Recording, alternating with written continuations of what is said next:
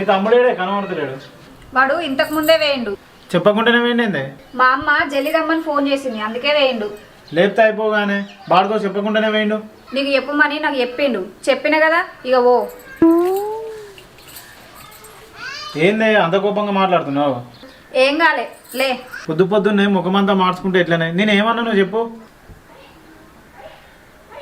తాగుడు ఎందుకు, నిన్న తాగొచ్చినావు కదా. తాగుడు ఎందుకంటే నిన్న మీ తమ్ముడు వచ్చిందని తాగినాం. రోజు తాగినాయే. రోజు తాగకపోయినా ఇంటికి